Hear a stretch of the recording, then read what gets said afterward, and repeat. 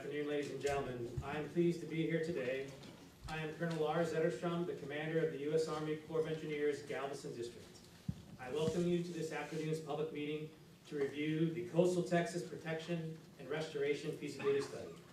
For the record, let me state that this public meeting was convened at 1 p.m. on December the 15th, 2018 at Crenshaw Elementary and Middle School in Crystal Beach, Texas. Specifically, we are presenting information and accepting public comments on the draft integrated feasibility report and environmental impact statement for this study that was released for public review on the 26th of October, 2018. A court reporter is here to transcribe these proceedings and all public comments. The U.S. Army Corps of Engineers and the Texas General Land Office have analyzed coastal risk reduction solutions that would reduce the risk to lives and property on the Texas coast. 10 years ago, the region was experienced Hurricane Ike, which disrupted many lives and resulted in extensive economic and infrastructure damages. The Texas coast is also subject to ongoing coastal erosion, relative sea level rise, habitat loss, and water quality degradation. These coastal hazards are placing the environmental and economic health of the coast at risk, which negatively impacts the Texas and national economy. This, along with storms such as Hurricane Ike, Dolly, and Rita, emphasize the need for enhanced resilience of the coast to not only reduce future damages and loss, but to improve our ability to withstand and recover from future storms. It is important to note that the Coastal Texas Study recommends a structural measure to reduce risk along the coast, and that these recommendations support multiple investments in risk reduction that agencies and businesses are making along the coast. Coastal Texas is part of a larger effort of risk reduction actions to make the coast more resilient over time. A cost-effective plan has been identified that we would believe would significantly reduce the risk of damages from tropical storms and hurricanes, as well as increase the net quality and quantity of coastal ecosystems. This meeting is being held to describe the tentatively selected plan, or the TSP, and to receive all of your comments. I hope that all of you had an opportunity to read the notice of availability, either on the Galveston District's website or in the announcements that were mailed to individuals and organizations that may have an interest in the proceedings. Before we go any further, I'd like to introduce a representative of the Texas General Land Office, our study's non-federal sponsor, Mr. Tony Williams, the Planning Senior Director for Coastal Resources.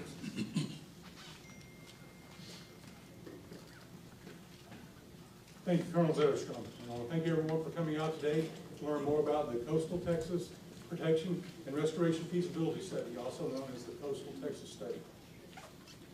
We have several members of the GLO here that many of you saw when you came in or asked answering questions. I want to thank them for being here. I believe some of them are still out answering questions, so I'm not going to acknowledge them specifically. Addressing issues on the Texas coast, including storm surge and ecosystem restoration, continues to be one of Commissioner Bush's top priorities. You may be asking, why is the GLO the non-federal sponsor? The General Land Office was established to manage state-owned land, including state-owned submerged land, from mean high tide out to more than 10 miles offshore. The Land Office is also the state agency responsible for implementation of the Coastal Management Program, protecting our beaches and dunes, implementation of the Coastal Erosion Planning and Response Act, oil spill response in state waters. GLO is also responsible for removing debris from bays and the public beaches after storms. Personally, I spent a couple hundred hours after Ike removing the debris from the bay behind Bolivar, and was very instrumental in the beach debris removal as well. We are also responsible for certain roles in disaster recovery. In 2015, in November, the GLO signed a feasibility cost sharing agreement with the Corps of Engineers. This obligated the GLO to funding approximately half of the $20 million study, much of which is being accomplished through work in kind. The Land Office committed to working with the Corps of Engineers to develop a plan to increase the resiliency of the Texas coast through an integrated approach that includes ecosystem restoration and enhancement all along the coast, and storm surge barriers and gates in the upper Texas coast. The plan that is being presented today incorporates habitat restoration and enhancement, as well as gates, levees, and flood walls to address erosion, habitat loss, and storm surge. These measures work together to increase the overall resiliency of the Texas coast.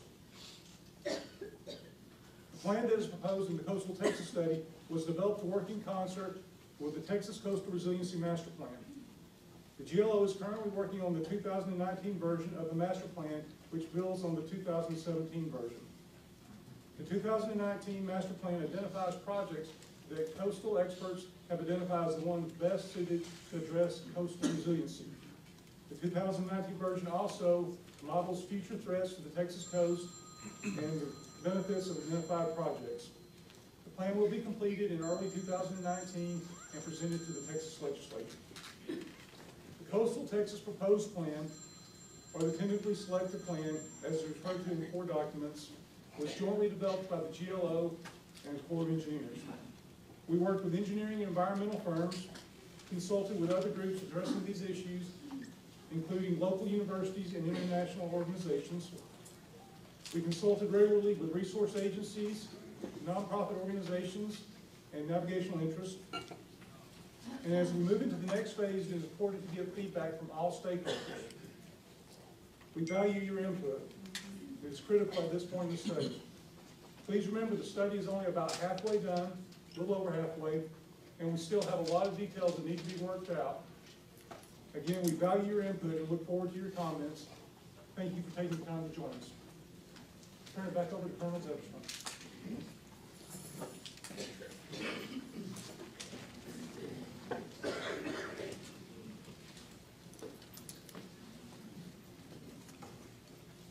At this time, I'd like to recognize the public officials or the representatives who are attending the public meeting this afternoon.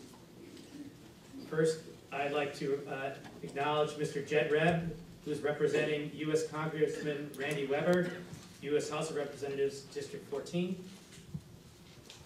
Next, I'd like to recognize Representative James White, Texas House of Representatives for District 19.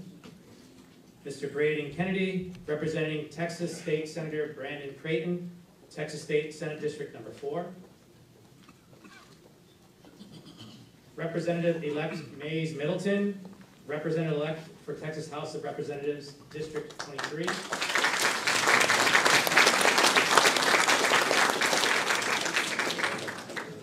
Commissioner Darrell A. Apfel, Galveston County Commissioner. Mr. Kenneth L. Jenks, Galveston Independent School District Trustee. Kelly Moulton, Superintendent of the Galveston Independent School District. And finally, Tracy Camp, Principal of the Crenshaw School.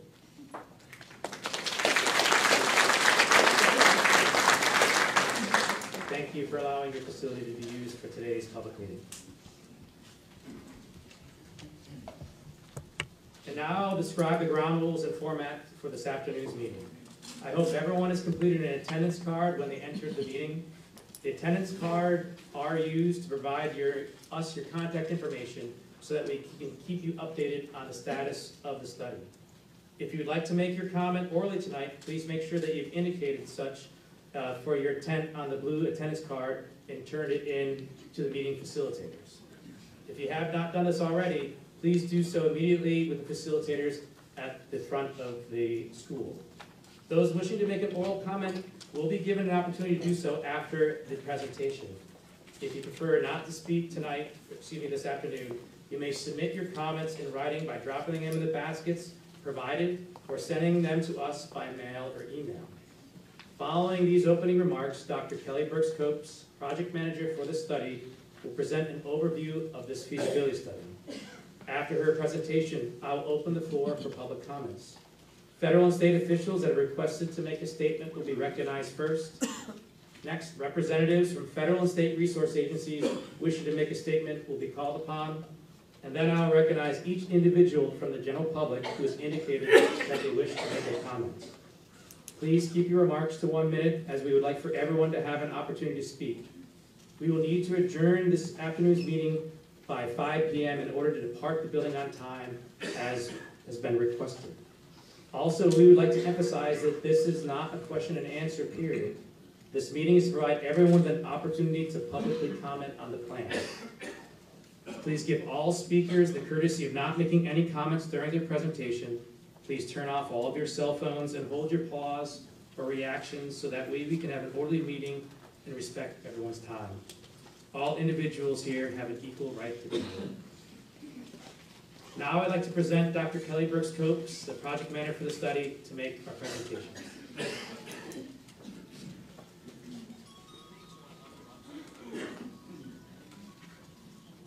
not to fall down the stairs. Just a minute. I'm a klutz. It's an action. So I need to start by, I need to get closer to the mic, obviously, and I'm going to kick it all night long. I need to start by kind of explaining why we're here, and then we'll go through a series of slides. It's pretty short, 24 slides, and then we'll open it up, okay? The idea tonight is for us to provide a status update for the study, to walk through the National Environmental Policy Act process, and to describe how the U.S. Army Corps of Engineers planning process interfaces with that process.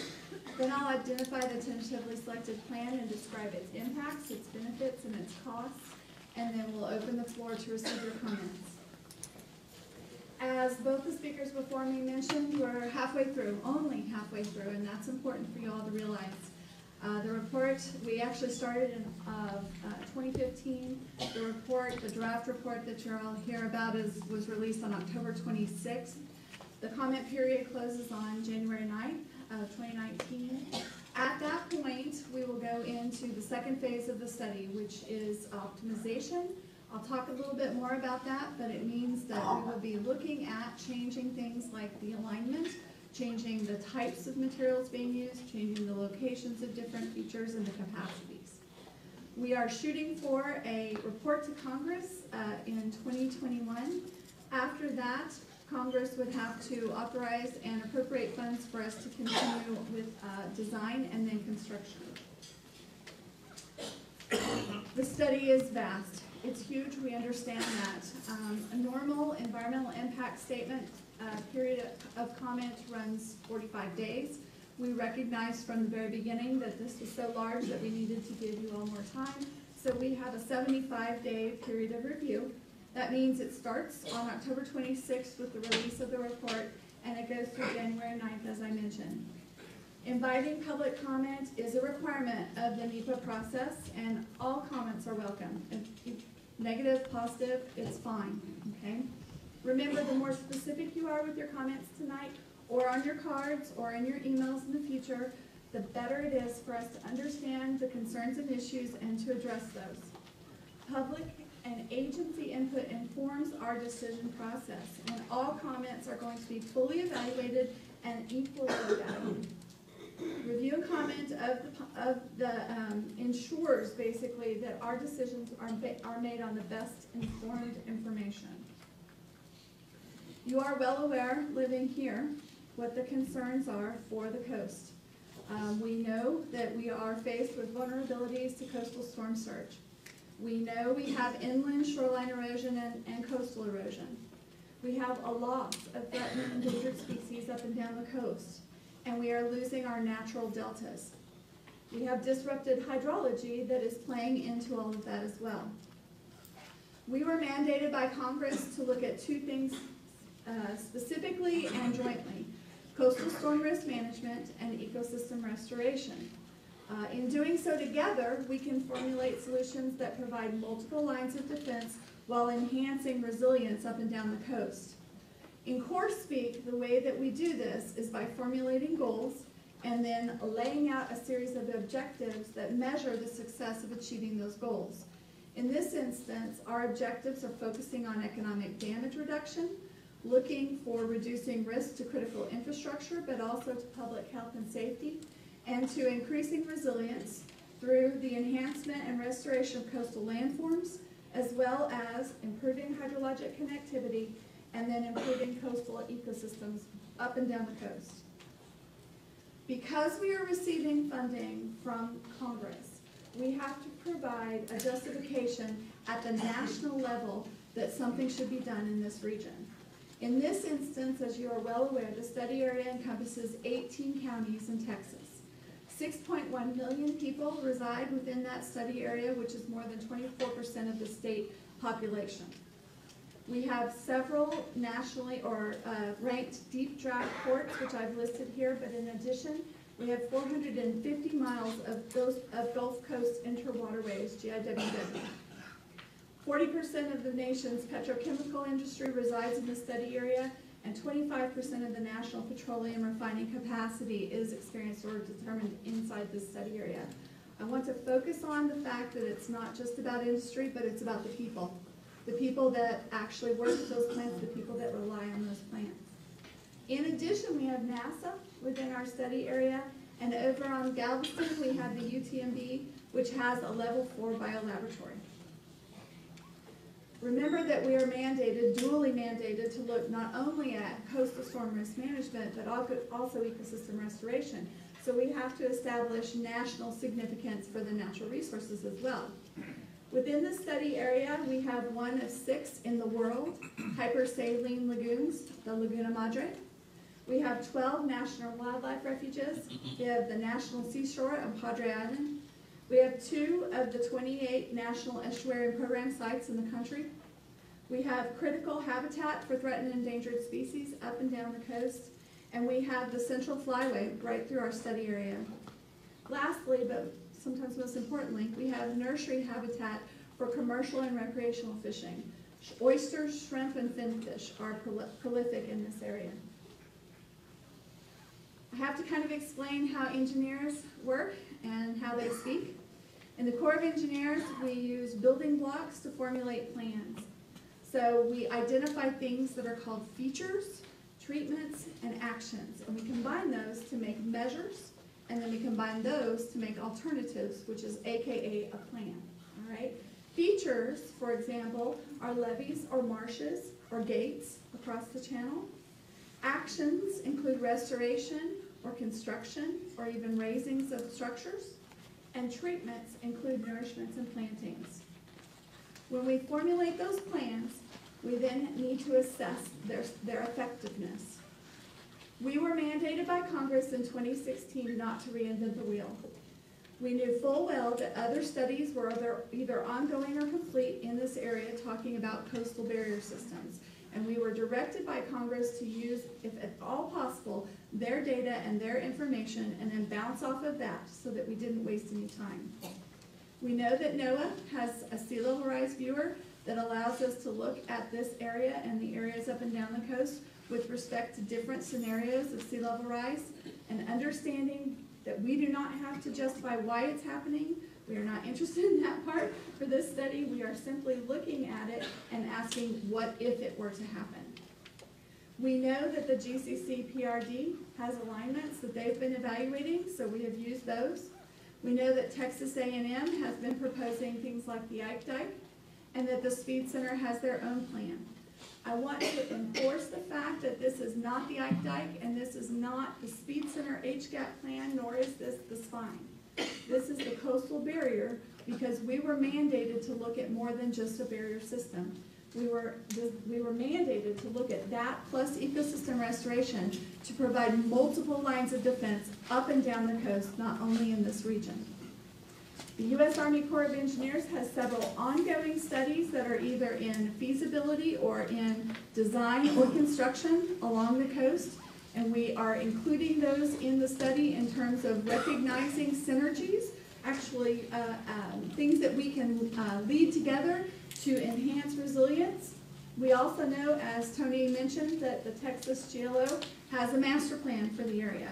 We are trying very hard not to step on their toes. The idea is not to waste money in the same place at the same time, to actually fill gaps and look at doing a resilient coast as a system of systems. We did do a series of reconnoiters, or I want to call them scoping meetings, in 2014 before we launched. And we take all of that information together with the actions and the treatments, and we form our measures, and then we actually use the goals and objectives to screen those and formulate plans. We broke the system up into 4 compartments or regions, and then formulated measures by region, made combinations, and then used the goals and objectives to screen those down into manageable features and plans. The Corps of Engineers has 3 E's that they look at: engineeringly sound, environmentally acceptable, and economically justified. Every plan must meet these requirements. We have a series of tools that we use to assess these particular criteria. For example, we have been running, using the Engineer Research and Development Center's laboratory for storm modeling. We have developed a series of 600 simulated storms that have been run across this area to determine what the potential no-action plan would be. And then we put barriers in place and ask whether those provide risk reduction in the face of those storms. The storms range from a 10-year event, which is just a rainfall system, to a 10,000-year event, which is a 5+ Cat 5, okay? In addition to that, we have proposed a series of gates to go across the navigation channel, the inlet in total, and we understand and recognize that there is a potential for constriction of flow into the bay, and so we have used a series of advanced hydrologic models to assess sediment movement in the bay, flow into and out of the bay, and salinity changes in the bay. All of these tools allow us to compare and contrast a variety of plans in all of the regions to meet the goals and objectives to assess and protect the resilience of the Texas coast. We ended up with approximately 5 plans that we took through the analysis and formulated the benefits and the costs of each of the plans. We landed down on 2 specific plans. The first one is what we call Alternative A, the coastal barrier system. Starting at High Island, we come across the GIWW with a gate. That's the blue square. We go down onto Bolivar Peninsula, go across the nav channel with a gate system, tie into the seawall on Galveston, make a ring barrier around Galveston, and then starting at the base of the seawall, the southernmost portion, continue on with the barrier all the way to San Luis Pass. We are not proposing the closure of the pass at this point. We do understand that Texas A&M has been running some analyses for closing off San Luis, and we are meeting with them in January to take a look at that information and to incorporate that into our analyses. In addition to the barrier along the island and the peninsula, we understand that storms will still make it over the barrier and they will land inside the Galveston Bay, and wind-driven surge is likely to push up into the Houston area. So we have proposed a series of non-structural measures. In Corp speak, that's raisings and floodproofing, to handle the wind-driven surge that still remains after the storms pass over. And we have proposed gates and pumping stations at Dickinson Bayou and Clear Creek. There are also 3 pump stations proposed for the backside of Galveston Island and a gate at Offutt's Bayou.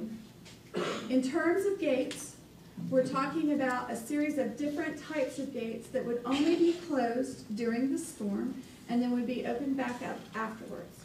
The pumping systems would be designed to help and maintain and draw off the water while those gates are closed. Along the nav channel and across that inlet, we're proposing 2 floating sector gates that look like fans. When they're closed, they're touching, and then during most days, they would be wide open and on their own islands. To the left and right side of those gates would be a series of 39 environmental lift gates. The sector gates are 1,200 feet wide. The environmental lift gates are 100 feet wide. These would cause approximately 27% constriction of flow into the bay, as estimated with our storm models and our advanced hydrologic models at this time. Alternatively, we looked at a solution along the rim. It would start at San Jacinto and would cross with a gate and pumping station there, but this time it would run along the rim of Galveston Island, across Clear Lake with a gate and a pumping station again, across Dickinson Bayou at a different location so that we could then tie into the Texas City levee. We would enhance and improve the Texas City levee and then extend it off to the west at the lower portion. As you'll note again, a ring levee would be placed around Galveston Island with the pumping stations and the closure of Offit's Bayou. But in this instance, we would not be putting a barrier on the rest of Galveston Island or the peninsula itself. The way that the Corps of Engineers assesses and evaluates these plans mandates or requires that we do a compare and contrast of what features are different. And so in certain instances, and as you can well imagine, a coastal barrier would provide protection for the peninsula as well as Galveston Island all the way down to San Luis Pass, whereas a rim barrier would not.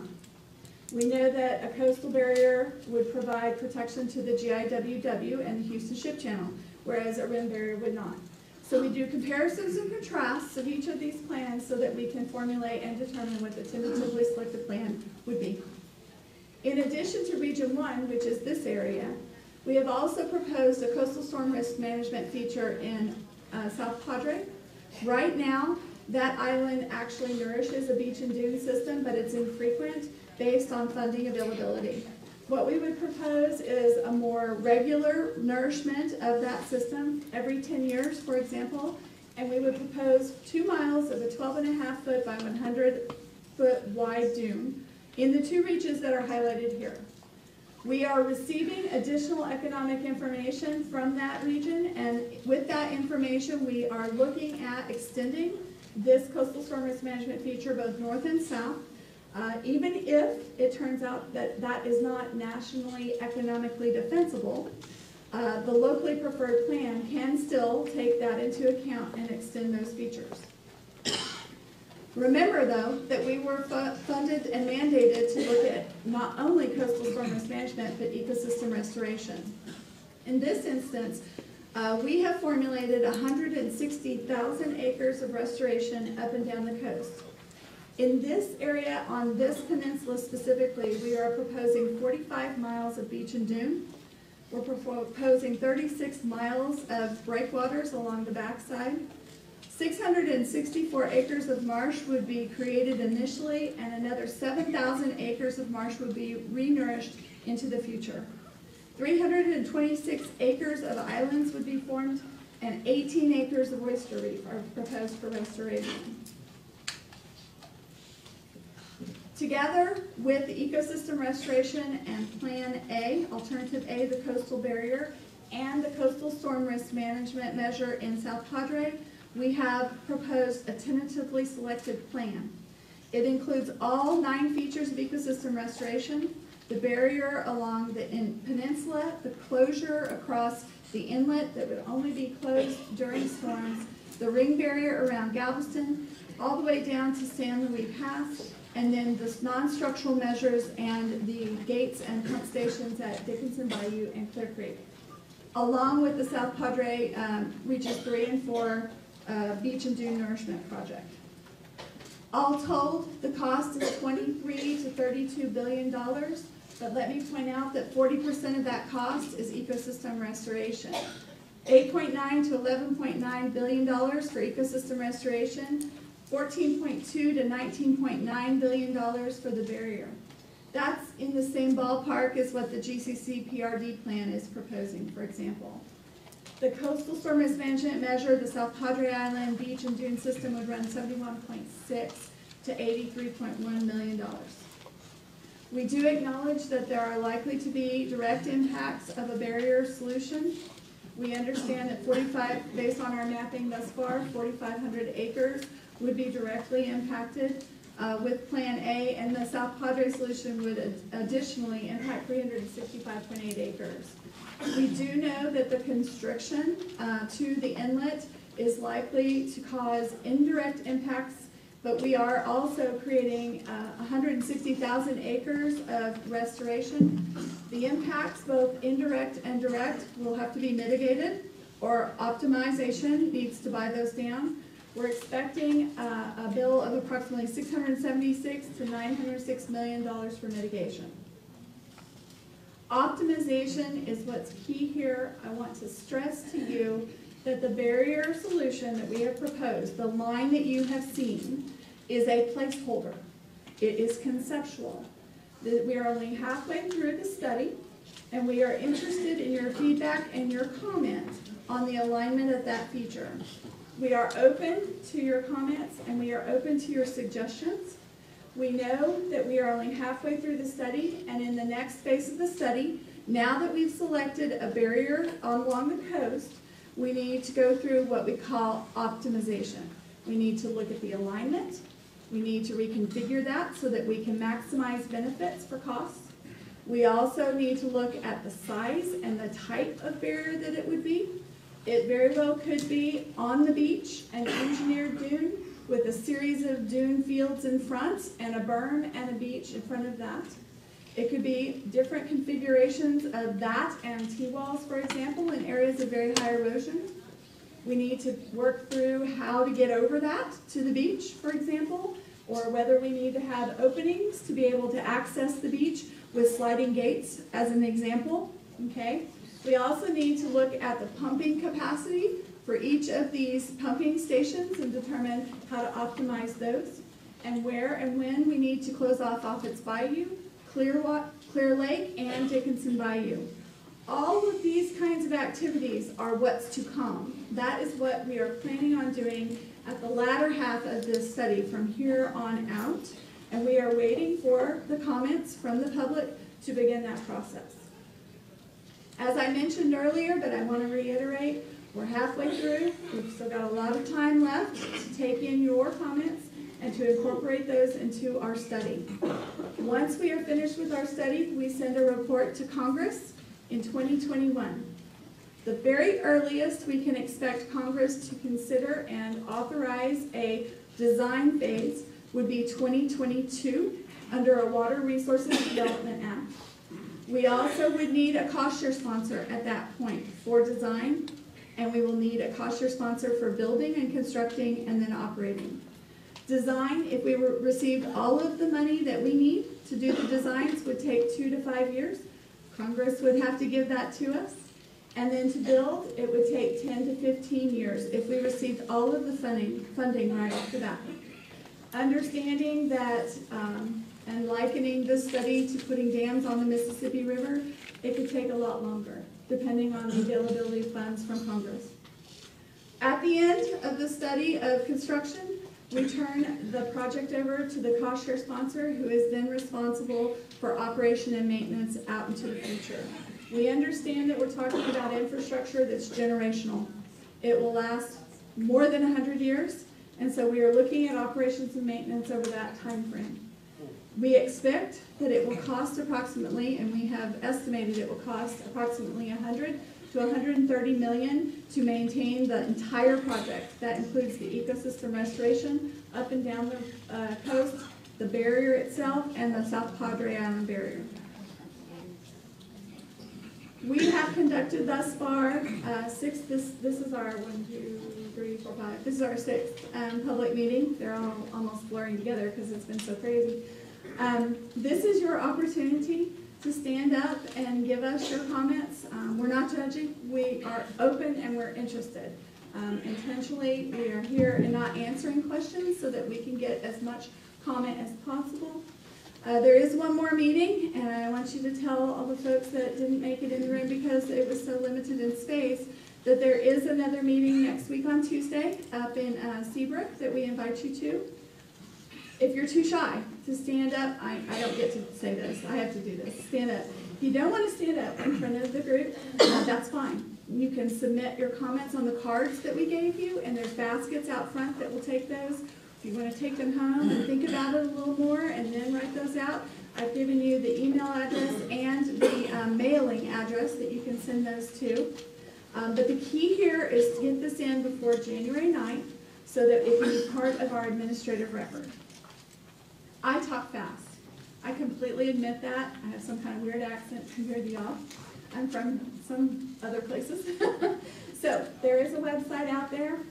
Once we are finished with all of the public meetings, the slide deck that you just saw, the videos in the other room, the one that you've been kind of sitting through as we've been waiting for this to start, all will be on the website.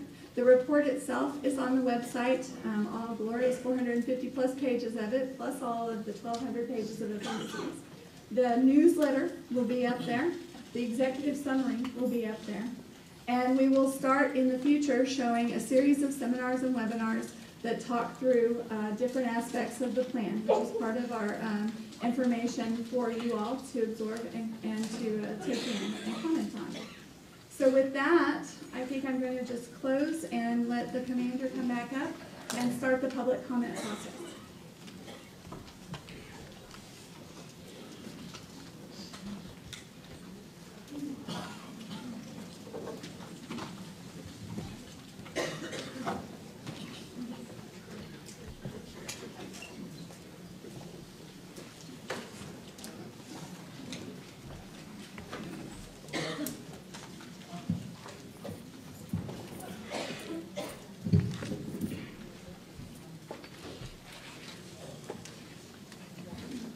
Okay, I would now like to recognize elected officials or their representatives who wish to make a statement.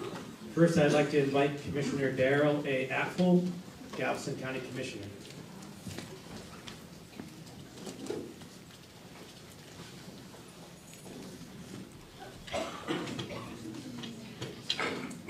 So you're welcome to turn it and face the audience or face. Thank you, Colonel Zetterstrom and Commissioner Bush and the GLO for coming to Bolivar Peninsula and attempting to educate us and allowing us to give you comments regarding this barrier system. I'm Darrell Apfel, County Commissioner here on Precinct 1. My public comments for the record are as follows. If we're going to have a true coastal barrier, we want one that benefits all at the expense of no one. Interestingly, in my humble opinion, the current alignment runs contrary to a U.S. Army motto, leave no one on the wrong side of a barrier.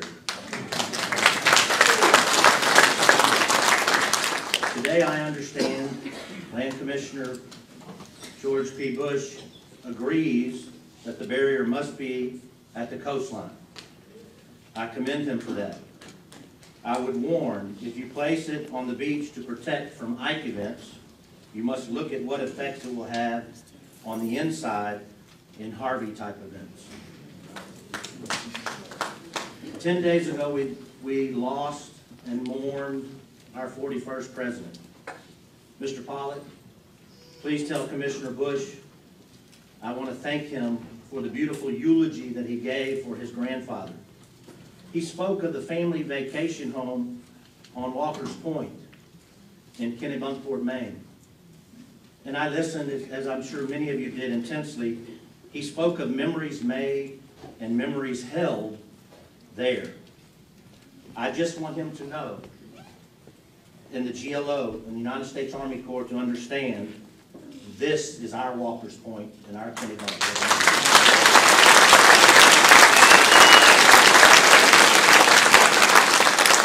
We ask you to thank Commissioner Bush of your vacation home and the effects this would have when fighting for us here.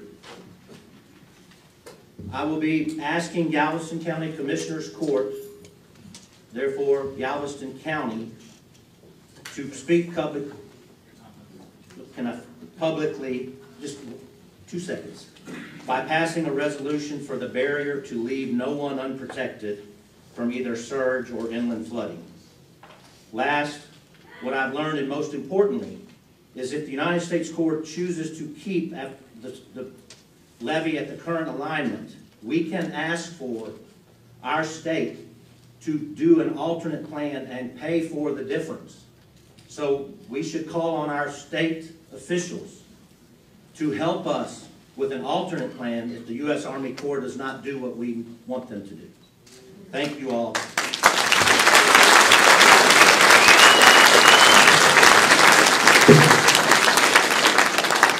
Thank you for your comments, sir. I would ask to remind that the audience that we have 1 minute per individual to ensure that everyone here wishing to make a comment has the equal amount of time. I would like to ask Representative James White, Texas House Representative District 9, for comments.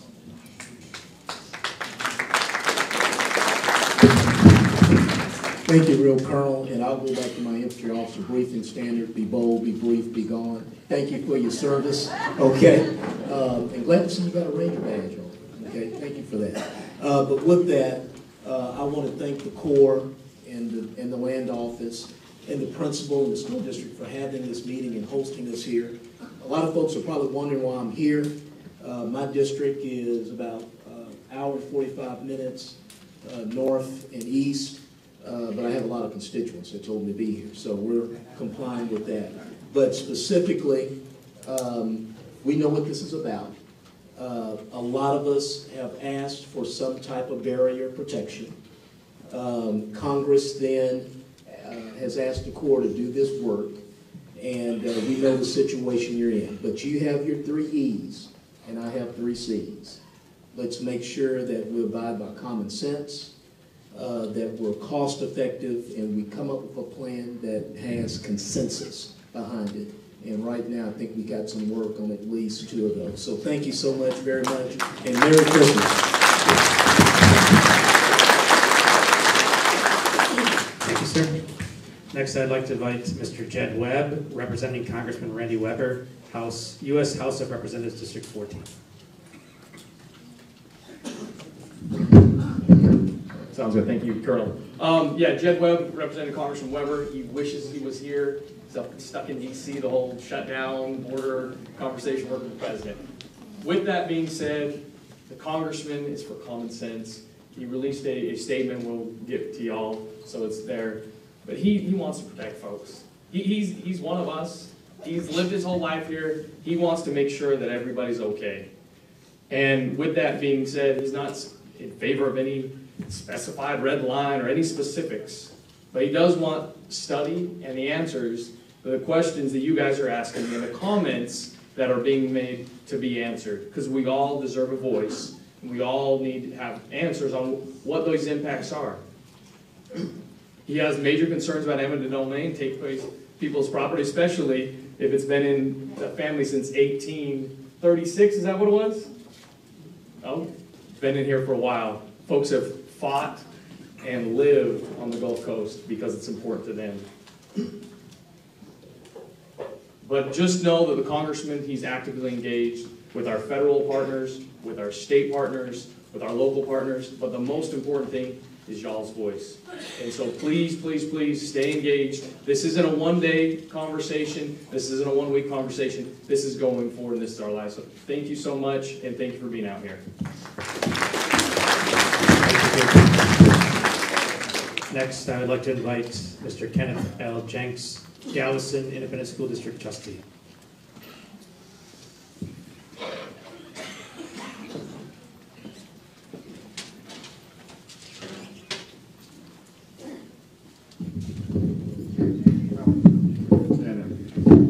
Thanks for letting me speak. I'm Ken James. I am the school board member for Bolivar, East Galveston, and Pelican Island. And yes, there are students on Pelican Island, believe it or not. But the whole key is this affects GISD in major ways. Whether it's on that side of 87 or this side, it affects how the water will flow and things that will happen here. It cost $11 million to build this school in 2007 when it opened. So probably 15 to 16 million, I imagine by now. We don't have that laying around in the district, believe it or not. So, but I am here as a representative. I believe in the representative form of government, regardless of where I feel it should be. I will be representing Bolivar. That will be in the talks we have at the administration building on this issue if we decide to take a stand. I can only say that I'm going to make sure it gets brought up. We talk about it. I am going to list each and every person that wants to tell me. Ken Jinks at GISD is my email, or you can just go to the Galveston School District website and you can find my email there. I'm open to phone calls as well. My time is up, but I'm here to represent you, regardless of my own opinion, because this is a wonderful place to live.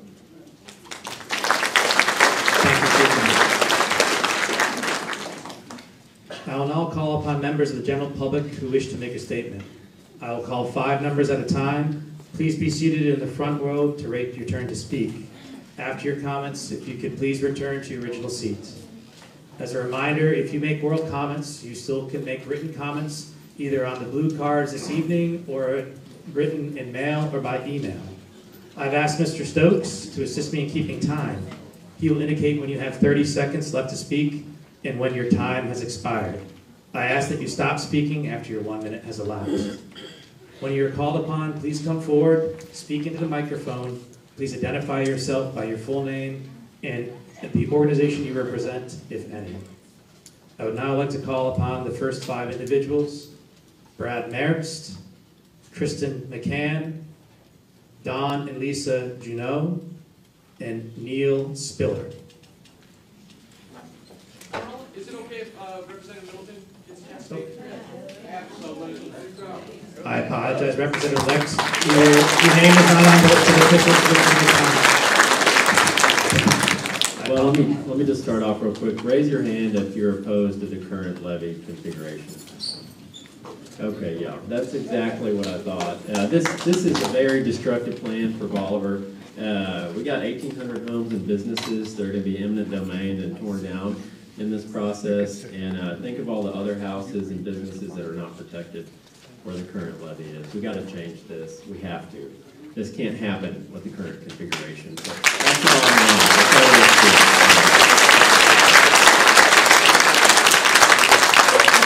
That's all I've got, and I'm glad to hear from the rest of the people today. I hope they hear the same thing I said in Galveston. They got to listen to us, because this is bad for our community the way it is right now, and we can't allow this current plan to happen like that. So.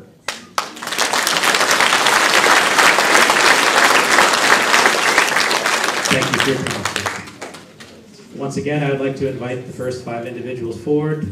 Again, they are Brad Mertz, Kristen McCann, Don and Lisa Junot, and Neil Spiller.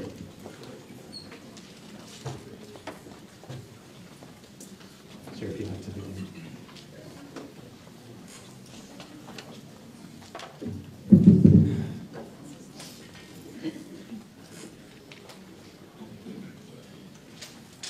Yes, good afternoon. I'm Neil Spiller. I'm co-owner of the RE/MAX office here in Crystal Beach, and I'm speaking on behalf, I believe, of the real estate community here. If the plan that's on the table right now, if that becomes the recommended plan, I'd like to know what will be the impact on property values, the tax base on the Bolivar Peninsula, what will happen to floodplain insurance, and all of the impacts that we will see in our community. I also noticed from the executive summary that there was supposed to be scoping meetings on the stakeholders. I'm not aware of anybody here on the peninsula who is invited to a stakeholder meeting. And also I'd like to know, will they include 45 dunes in the plan? Thank you. Thank you for your comments.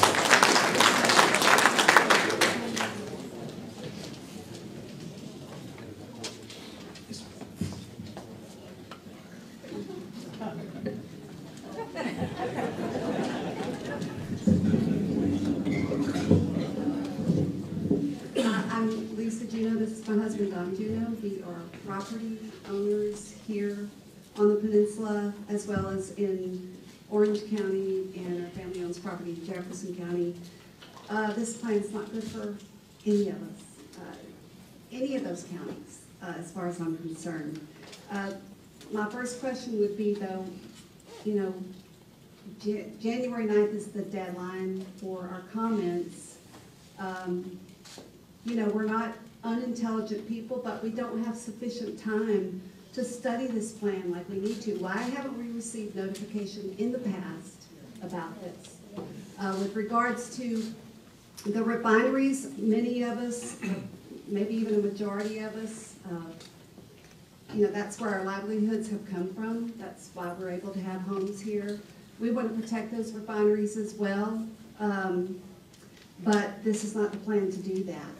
This is protecting the refineries at the expense of thousands of people, and so we feel like there's a better plan for it.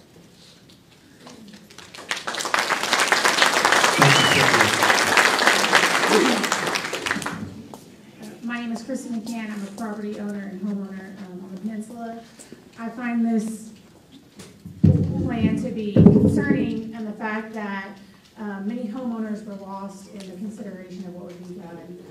It seems that it's being passed under the guise of protecting wildlife, environmental attributes, and while that is important to consider, I think that it's something that is just kind of being swept under the rug. All of the homeowners and citizens of this area, and that I think that is the biggest concern to me, is that it seems a little bit secretive of what's been taking place.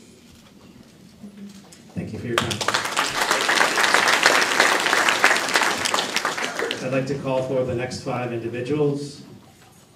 Charles Osborne, David J.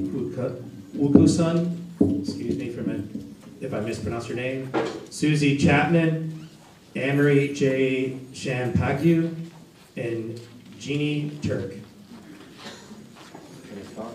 Yes, sir. I don't know if I need this or not. I'm gonna try and make it real quick. Please identify yourself first. Charles Osborne, I own Thank you, sir. property here on the Bolivar Peninsula. I want to thank, what a challenge for the Corps of Engineers. I wouldn't want y'all's job on a bet for a project like this. But I want to thank y'all for trying to do what you think is the right thing, right? What a unique community that we all live in. Right, I've been in lots of different places. I've been in the Marshall Islands. I've been down below New Orleans.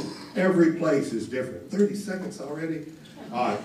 So, I want to say the levee options are the biggest concern, right? What's being posed is the one right down the middle of 87. But what I hear back here is that that's not the only option. But that's what we're all being told. If there's an option to go on the Gulf side, then that's what we all want. If there's got to be a levee, then that's where it needs to be. But that's not what we were told. If we were mistaken, then we were mistaken. But I don't think so. I know my time's up. I'm worried about the property values. What are we going to do in the interim while we're waiting on all of this junk to work itself out? I bought 7 lots. What the heck am I supposed to do? Wait until 21? That's all I'm going to say. Thank you. Thank you for your time. My name is Susie Chapman. I've been here since the 80s. My family's from Port Arthur. My 89-year-old dad wanted me to say they built the seawall in Port Arthur. Hurricane Carla hit. Groves flooded. Homes were lost. You know, we've got this barrier talk. The water's got to go somewhere. We need to be more thoughtful about it. Number 2, the fodder of all of this talk on the internet is affecting our home values and is affecting our communities. We as realtors are constantly getting emails, calls.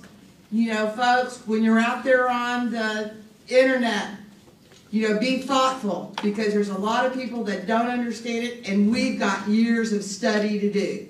Thank you. Thank you for your time. My name is Jim Champagne. I'm a property owner here on Bolivar. And this is a repeat of a lot of what's been said here, the same sentiment that most of you have about the barrier being north of Highway 87. I think the focus should be on the beach. The focus should be on beach nourishment, engineered dunes, those kinds of things. And I was happy to hear that it was stated that the proposed barrier north of Highway 87 is not a done deal. I think the focus needs to be south. If a seawall can protect Galveston, why can't something like that protect us here? Thank you for your answer. Hello, my name is David Wilkerson. My wife and I have owned property, beach houses on Bolivar for over 30 years. I'm kind of offended by y'all. Y'all must think we're stupid. You've used the idea of saying that Harvey is justification. Harvey was a flood event. If you have 50 inches of rain in Houston, that water's coming down here to drain. What y'all want to build is a dam. So no matter wherever you build your dam, Bolivar's going to be dead. If you build it on the beach, we'll have no tourists. People will not come down here to spend money, so everybody who owns a business down here, sell it now. Anybody owns a beach house? We have 3 acres on the beach. What are you going to pay us for our 3 acres in our house?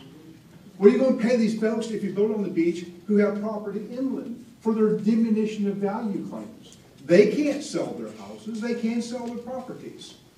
I'm offended also because this is a done deal. Y'all are hammers, and all you see are nails. You're going to build this thing because you're engineers. You have not come down to talk to us. You have not sought our opinion. You're coming in here half-assed at the 11th hour after you've made up your mind. It's wrong. This thing should not be built any place on a peninsula. Thank you.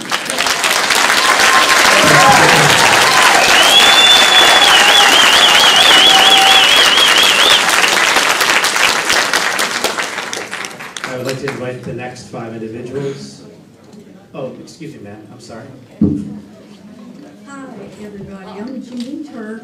I have a little bit more positive attitude toward our property values and our homes on Bolivar Peninsula and this coastal spine project that affects 40% of the United States economy and 6 to 8 million people in the Galveston infrastructure and the Houston infrastructure.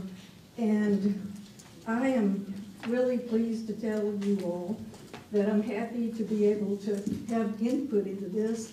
And I agree totally with Mays Middleton that the line in the sand here that we're starting out with on Highway 87 is absolutely, totally ridiculous. It devastates Bolivar Peninsula, and it definitely should be changed to fortified natural dune systems that work on the beach side of the Bolivar Peninsula. And thank you. Thank you for your comments. I'd like to invite the next 5 individuals for their public comments. James Fincher, Kathy Fincher, Stuart Hanley, Tad Felton, and Nelva Maxey. Thank you.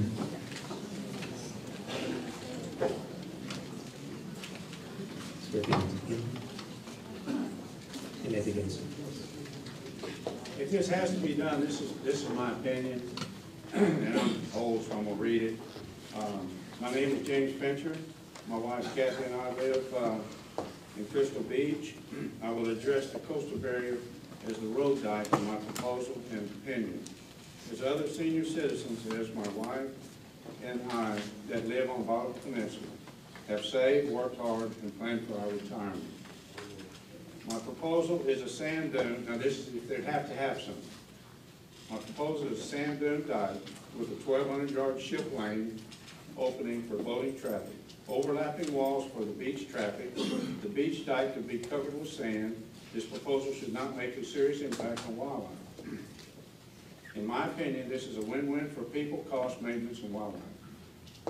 I have given for my country as a veteran, Vietnam, 4 years military, still working 15 years, police officer 35 years. I'm 74 and still a paid public servant, active. My thoughts are for my family, your family, our land and wildlife. In closing, would a short distance from the highway to the beach really make a difference? Yes, it would, to the homeowners. Thank you.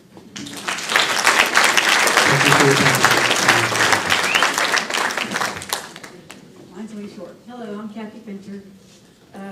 No barrier, or we'll put it on the beach. We love our beach. We love our homes. Just save our beach. Thank you for your time.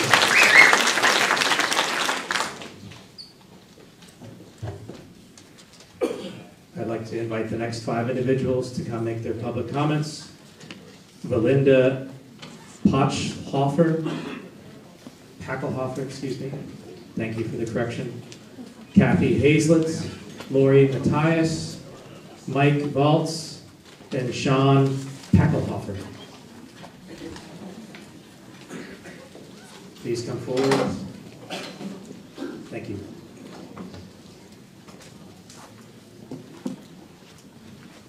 Ma'am, if you would like to begin with the first one, that's okay. If not, you can wait until.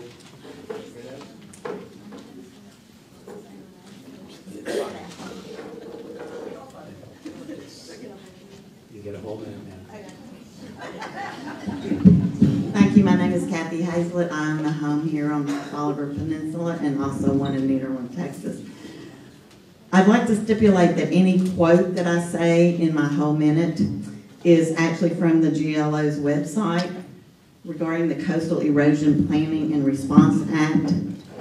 This program provides funding on a biennial basis for the following types of projects and studies: beach nourishment on both Gulf and Bay beaches, shoreline stabilization, habitat restoration, and dune restoration.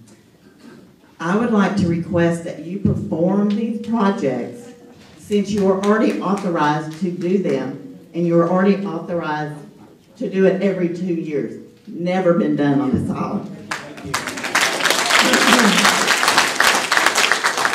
I had a whole bunch more to say, but let me just tell you this. If you continue with the barrier plan as outlined today, I will continue to fight it, whether in Austin or Washington, because as the old saying goes, it's not the size of the dog in the fight, but the size of the fight in the dog. And you ladies and gentlemen have just kicked the dog.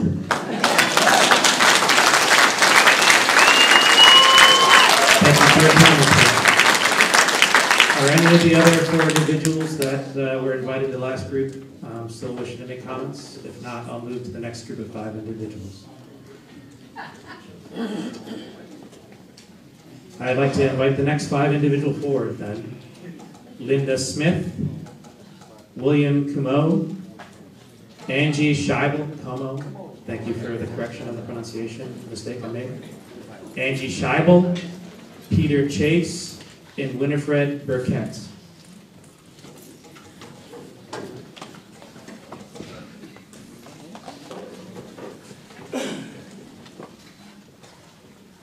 I'd like to begin. My name is Peter Chase, and representing a property owner here on Bolivar. And basically, we just wanted to say that the boondoggle of $30 billion being spent on a gate system where the doctor already second-guessed it and said it may not work for wind-driven bay water, which is what flooded Rockport. I was in Harvey. We've owned property out here since the 20s, and God blessed us with a barrier island system. Yes, it'll flood, it'll wash over it. But if you close a gate and you have a wobbling hurricane that goes north, the north winds will flood everything anyway. So the gate, all the money spent on it, it's worthless. And also hurricanes come every 10, 20, 30, 40 years. Port Aransas wasn't hit by a hurricane for 47 years until Harvey.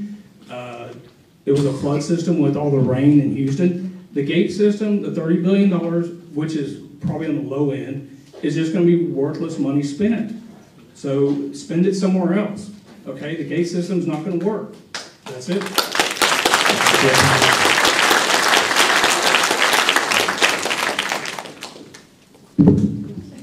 My name is Winnie Burkett. I live in Fort Bolivar. I'm here concerned about the unknown impacts to the Galveston Bay ecology associated with the gate system. We have been told that it will constrict the tidal flow 27%. Well, we'd like to suggest that a corresponding 27% reduction in post-larval shrimp and blue crab egg recruitment from the Gulf to the nursery in the bay will occur. This will mean a 27% reduction in the shrimp and crab population in the bay complex, and that logically translates to 27% reduction in recreational and commercial catch of crab and shrimp. Also, this is 27% less food available for fin fish and food fish, and 27% less food available for birds. This is a significant impact on the bay's ecology and on the region's economy, and we think it should be studied.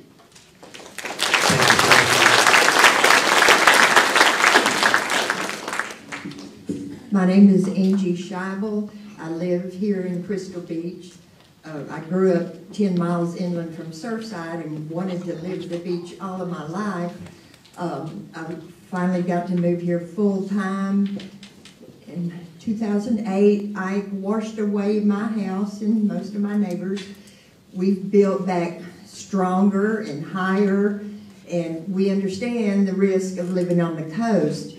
What I resent, I never thought I would see, is our government doing something to us to take away our dreams. We build stronger. I plan for my children and my grandchildren, and this is an assault from our government on our way of life.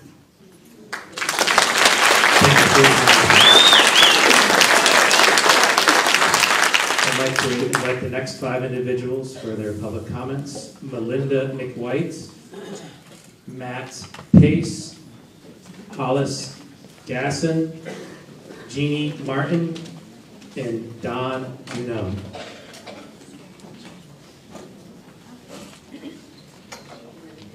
Yes, ma'am, please. My name is Melinda McWhite. I own a small plane. Melinda, speak into the microphone so we can hear you. Okay, I own a small plain pre-Ike cabin on the beach side of 87. The most important fact to me about this cabin is it's currently above base flood, at least on the ground floor. You raise that base flood a couple of feet, and I go from losing my stairs to losing my house. The immediate impact on me is a decrease in real estate value. And it makes sense that when somebody increases your risk of losing a property, the value of the property goes down. What am I going to do about this? Well, the only way I can see to get my money out is to convert my family retreat to a rental house. What's the impact of increased rental housing on a society? It's negative. Look at the Airbnb effect that's currently plaguing New Orleans. Now I'm going to shift to economically justified. The Corps of Engineers is currently the target of litigation arising from its increased risk to property owners out of the Barker and Addicks reservoirs in Houston, and there's also inverse condemnation litigation occurring in Fort Bend and I believe several other jurisdictions. What I want to see is that you factor in your cost-benefit analysis litigation costs and potential damage awards. Since you admit that you're increasing our risk if you cite it on 87. Finally, and this is directed to the GLO, 5 years ago we reported to the GLO that there were several significant dune cuts by private property owners in front of Blue Water. The CLO admits that it's illegal. 5 years, they're still there. So excuse me if I don't have a lot of faith in the commitment of the GLO to protect Bolivar. Please prove me wrong. Do not let Bolivar become a sacrificial lamb. Thank you.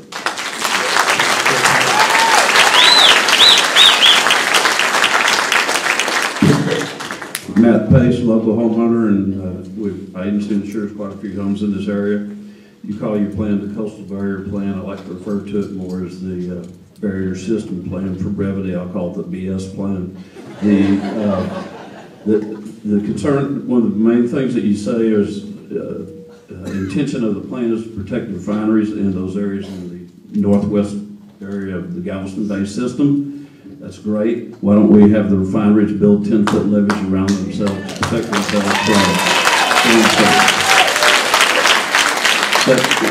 Secondly, if you want to protect that West Galveston Bay shoreline, those wonderful communities over there, there's an excellent alternative for the Rice S-Speed Galveston Bay Park plan. You have not had a chance to evaluate that plan yet because it just came out. So please evaluate that plan. It's not a great supplement to your plan. It's a great alternative to your plan. We don't want the BS plan on 87. We don't want the BS plan down the dunes. We want the BS plan built up there where we want to protect those areas.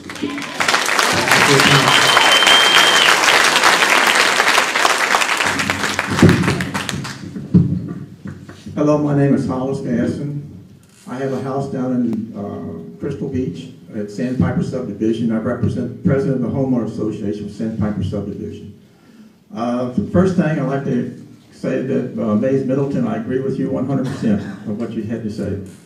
Second one, if they do build this thing down the 87, you're going to have the beach side, you're going to have the bay side.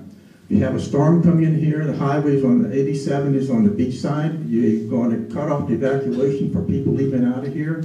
And if you have a storm coming in here after the storm's over, people will not be able to get down on the peninsula to evaluate the damage to their houses. And the second one I'm hearing also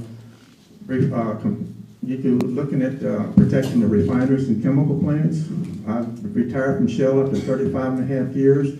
We have never had a plant shut down because of a hurricane. We have reduced skeleton crews working the plants and reduced rates. After the hurricane was over, plant came back up. So I like your alternative 2 plan, and I appreciate if you would look at that to consider that very heavily versus the one you have now. Thank you.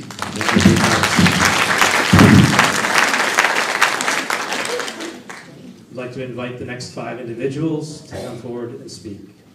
Gwen Sifford, Charla Merrick, Greg Whitaker, Patsy Stockton, and Ellis Pickett.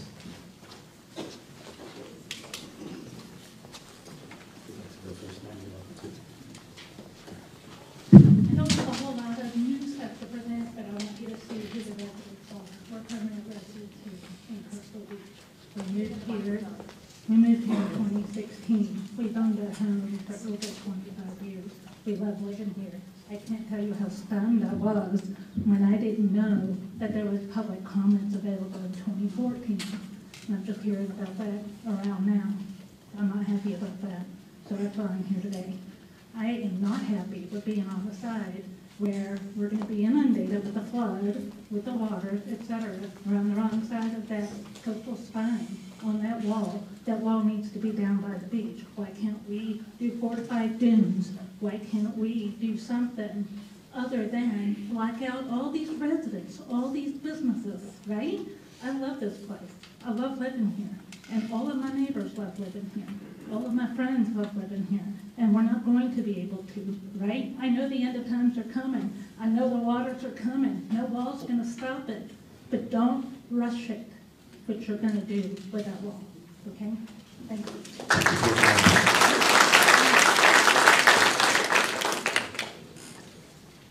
My name is Greg Whitaker, and I'm speaking on behalf of the Houston Audubon Society.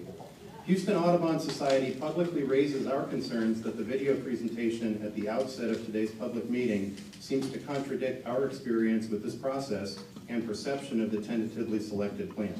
Houston Audubon is one of the largest landowners on the Bolivar Peninsula, with several sanctuaries managed as resident and migratory bird habitat. As stakeholders that actively participated and provided input over several years, we were not notified of the release of this document for review. We were also surprised to note that none of the Houston Audubon properties were mentioned in the scope of the study document as protected areas warranting consideration in the proposed placement of the barrier systems and hard structure features. It seems disingenuous to include preservation and improvement of ecosystem features for the express purpose of providing vital habitat for coastal bird species when the plan seems to pose significant direct disturbance to several existing managed sanctuaries of high economic and ecological importance.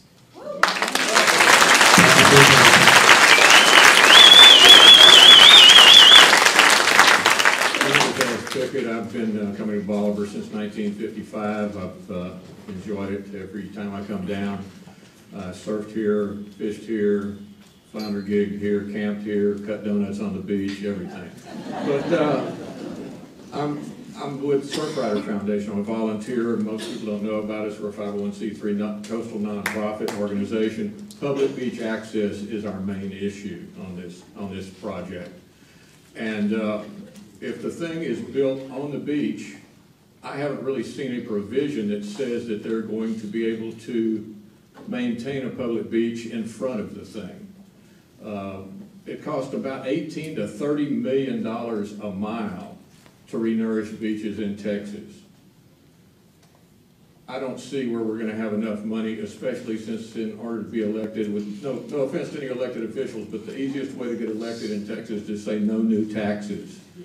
To maintain this project, Texas taxpayers are going to have to come up with a lot more than they're talking about. This is the owner's manual for the Texas coast. I recommend that everyone read it. It's the Formation and Future of the Upper Texas Coast by Dr. John Anderson at Rice. If you haven't got a copy, you can get one at Amazon. You can talk to the Corps of Engineers the way they need to be talked to. You'll know the information. Thank you. I'd like to invite the next 5 individuals to come forward for their public comments.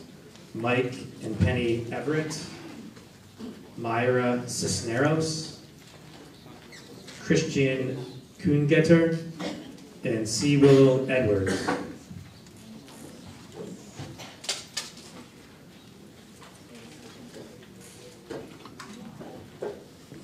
Sir, if you'd like to begin while you're still standing. Yes, sir. Ma'am, would you like to go? Whichever one of you individuals would like to go first, please. My name is Penny Everett, and we just built our house on Bolivar. We've been coming here for years. It's been my dream since I was 9 years old. Anyway, you know, you can draw a line on paper, and you say, oh, it looks straight, but it doesn't mean it's straight. They can do all of their investigations, but it doesn't mean they're right. It doesn't mean they're going to work. I've heard a lot of comments from the people here, factual comments. I don't think we're receiving facts from them. I was taught when I was little, don't lie. Were y'all told that when y'all were little? We don't want the wool pulled over our eyes. We want the truth, and we want options, good options. Plus, why haven't they been down here on our beaches after nobody came down to rebuild our beaches or our dunes. Who built them? We did. Where have they been? Thank y'all. Thank you for your time. I hope everything that's been said here today, up till now, is not going in one ear and right out the other. That's all I got to say to you. Sir, could you please state your name for the record? My name is Mike Everett, and I, with her, own a house here on the Bolivar Island. So I'm just saying that I hope that everything that's been said, seriously, is not going in one ear and straight out the other. I hope there's something in between here blocking where something's going to catch, okay? Thank you for your comments, sir.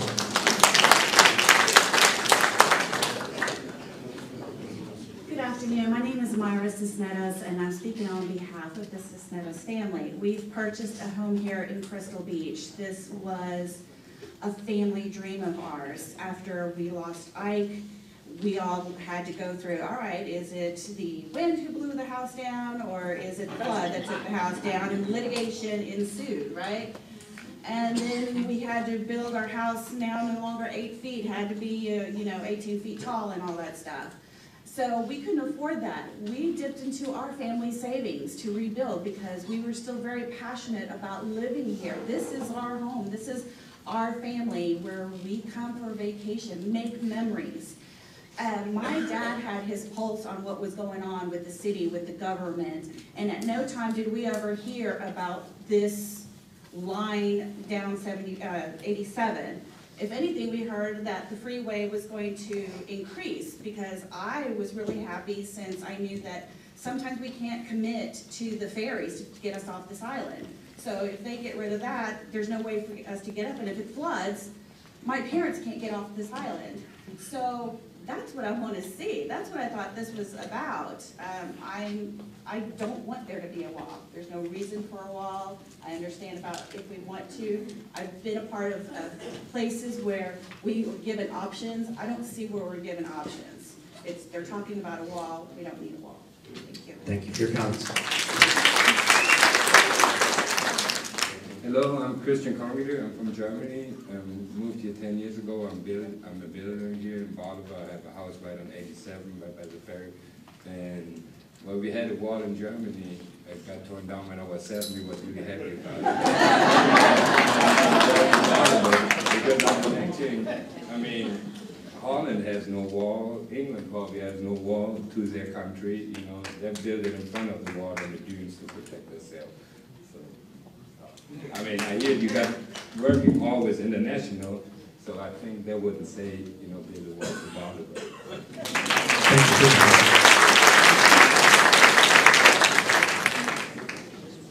Hello, my name is C. Willow Edwards. My family's owned property on the Peninsula since 1952. Thank you for your ecosystem restoration portion of your proposal. I think we definitely need it. We've obviously been very neglected on that area. I'm disappointed that our public comments are being heard before the completion of the study. To me, that doesn't make sense. You should really decide what you're going to do and then let us at least have some, comments after the study is completed. I feel like it's premature on this. You don't really know where you're going to turn after this. Also, I'm looking at your proposal for South Padre CSRN. It involves strictly dune and beach restoration, and ours involves a coastal barrier. I would like to see us move more towards the dune, more emphasis on the dune and beach restoration portion of it, and hopefully not do a coastal barrier wall. You used the Netherlands Gate as you use the Netherlands Gate as a study, but wouldn't it make more sense the way that was set up to put the gate by Baytown instead of way across the Gulf? I mean, across the bay. If you look at that Netherlands project, it was a very small canal instead of, it's a very different structure. So I don't really understand how you feel that is a good comparison. Thank you. Thank you for your comments. I'd like to invite the next 5 individuals: David Swain, Darlene Nelson, William Nance, Ray Dar Caskey, and Byron Berry. Please go ahead. Hi, my name is David Swain. It is my understanding that several years prior to Hurricane Harvey, that USAID issued an 11-page document regarding Addicks and Barber reservoirs, and their levees and gates were no longer in a condition to adequately protect downstream properties in the event of a major rain event, and that this could possibly result in lawsuits against USAID. The decision was made to risk the lawsuits and to do some minor repairs and not to do major structural work that was known to be needed. This was reported in the Houston Chronicle. We all know what happened to thousands of people downstream after Hurricane Harvey. Why should I believe that USAID would continue to sufficiently maintain and upgrade a $30 billion coastal barrier and flood system? They're not already taking care of what they've already got. And the lawsuits are happening already. I own property there. I own property here. My wife and I vote every single election. Want that to be aware. Every one. Thank you. Thank you for your comments. Are there any of the other 4 individuals that I previously called upon available for their comments? Sir, you one of those 4 individuals? I am. Please repeat again, sir. Hello, I'm all about Bolivar Peninsula and support a lot of communities, people, homeowners, organizations, churches, and there's got to be other alternatives as far as jetties out on the beach, dredging, bringing the sand back in. A 17-foot barrier is ridiculous. There's nobody here that's going to put up with that. There are better alternatives, and I just want to comment that yes, it could be used better in certain areas, and maybe the ship channel, maybe the refineries, but Bolivar Peninsula has been here for over 2,000 years, and it's going to stay without a 17-foot barrier. Thank you. Thank you for your comments. If none of the other 3 individuals from the last group are here for comments, I'll move to the next group of 5 individuals. I'd like to invite Sam Johnson, Philip Marin, George Morgan, and Amy and Jim Dellinger. Please come forward.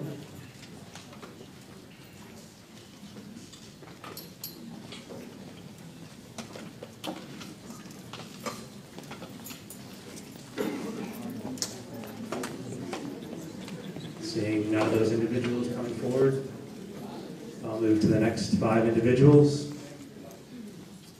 Linda and Bob Brown, Richard L. Rodriguez, Susan Standifer Taylor, and Carrie Acock.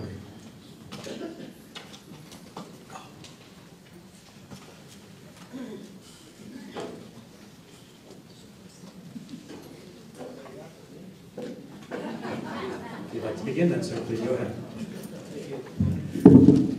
First of all, thank you to all of you for the presentation. It's very informative, and I know a little bit about project management. There's a huge, huge effort to do this. Bluntly, if Mother Nature kicks my butt, I can live with it. I can't live with my government doing it. Thank you.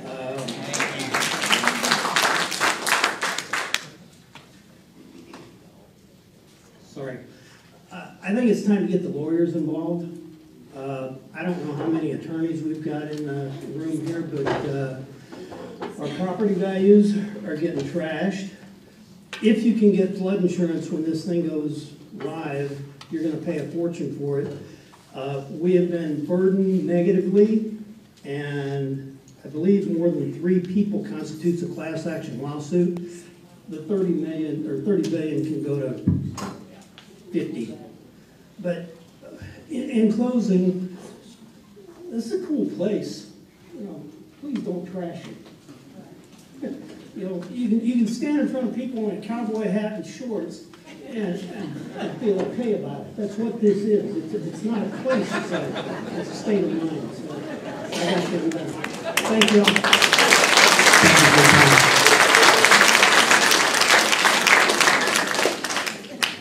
Are any other of the group from the last 5 individuals I've called forward present for comments, please?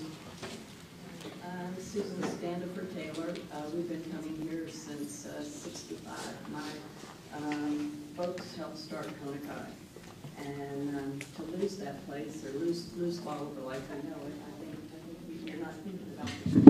I've been touched by people who are homeowners here who've lived here a long time. I'm concerned about the gates, the increasing of velocity, and what it's going to do for fishing in the bay. The bay side is phenomenal for sport fishermen. And we have cattle grazing on the land, and you're going to have eminent domain on it if you put the road down 87. I think that will affect the whole appearance. I'm concerned on the water coming down from Houston, and if you have gates shutting everything off, how is it going to get out? I don't know that y'all have considered all of that. I've seen problems with Clear Creek and the gates there. The school, I believe, needs to be protected. And I just don't like this project at all. And I'm very concerned about the gates because they are not anchored well as in Morway. Thank you for your time.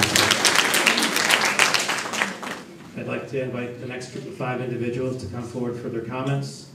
Joe Ball, Dana Carroll, Ray Thompson, Andrea Sims Kapczynski, I apologize. Kapczynski, thank you ma'am, I apologize for the mispronunciation. Francie I. Roy Balls.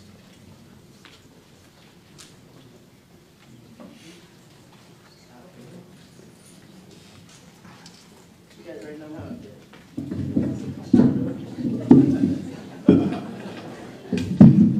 My name is Andrea Sims Kapczynski. I cashed in my 401k and bought a house here. Cashed in my 401k and built a business here. You're not going to tell me I have 30 seconds. Because you want to take away my life, my business, my home. Your red line goes right on top of my business. My house is on the seaward side. Ironically, both my business and my house both survived Hurricane Ike.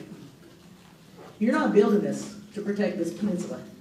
You're building it because you're an engineer and you like to build. I get it.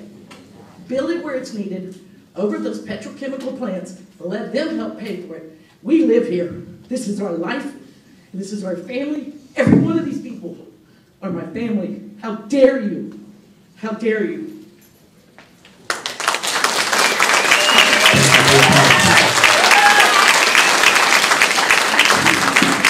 My name is Joe Ball. I'm the general manager of the company, the current water utility on this district. I've seen the breakdown of the funds you had earlier. Nowhere did I see relocation of critical infrastructures. Early estimates for us is $20 to $30 million to relocate the funds or the water lines. Currently, right now you have your barrier going right down 40 miles of 20-inch water line that is the sole supply of the current water usage for this peninsula. Number two, have you given any thought on where you're going to relocate us? You relocate us on the beach side, you've done away with the complete water system. I nearly took care of it then. It cost us over $4 million to rebuild then. Have you given any thought to what you're going to do to the utilities down here when we lose half of our customer base from the first hurricane plus the 1,800 homes you're going to take just to build the levee? We currently have about $17 million in debt with the Texas Water Development Board. Your neighbors in the building right upstairs from you. Are you going to pay our debt off with that as well? Because once you decrease our customer base, we can no longer use our debt. You can ask anybody in this room, because I talk to them all the time, they already think our water bills are too high at $50. Can you imagine what you're going to do to them when you take half of our customer base? It's going to do the same thing to energy and the same thing to the water. You're going to quadruple your water bill. They're going to be $200 or $300 a month to provide you services. Thank you. Thank you for your comments.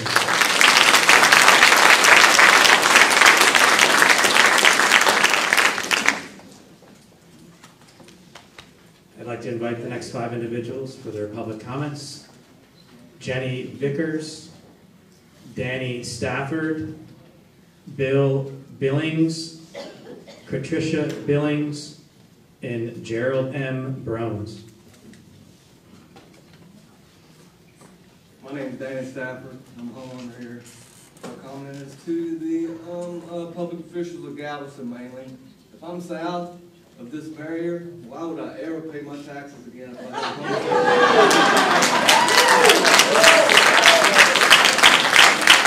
Why would the government take, or I'm going to say the government, the Corps take my tax dollars to build something to destroy me and protect someone else?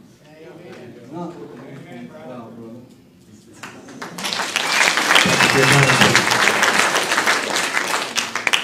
Are any of the 4 individuals that were called in the last group of 5 citizens still wishing to make their comments?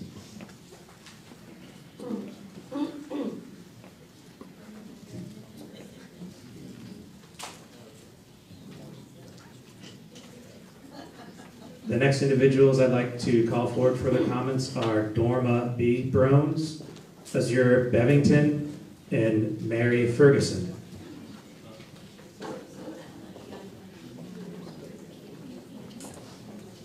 Hi, my name is Mary Ferguson Bradford. I am a lawyer who has an encore career with a little shop here I opened for my autistic son in Bolivar, Peninsula. I was an assistant U.S. attorney in Beaumont and a plaintiff's trial attorney in Beaumont for a full career. I'm here not just to ask y'all to pull Alternative A that runs the wall down 87 off the things being considered. I'm asking you to do it immediately. This is already, people are freaked out. Our property values are, we already cannot sell things. I had somebody who was going to buy a lot, they were getting ready to sign, and came in and said, everything's off because of this IDOC. I'm not going to do a thing on this peninsula. Y'all, if y'all don't immediately issue a public statement that this Alternative A that runs down 87 is off the table, y'all are going to stranglehold us and kill us in very short order. This is my 3rd go-round with this. I've had a beach house for 20 years. I have my badge on from the last time that y'all came. A 3rd time people have come after us on this peninsula to get us to take our property values away without paying us any money for it. The first time was they tried to throw us out of Twia, the windstorm, parts of us here. We got over that. Second one after Ike, they tried to do away with the Texas Windstorm Insurance Exchange, which would have made our properties have no value. This is the third time that y'all are trying to kill us by taking our property values away. I'm asking y'all to immediately act and pull this Highway 87 wall down before we are over. It's happening fast. Please act fast, y'all. Please pull that barrier down Highway 87 off immediately and let it be known publicly that it's on.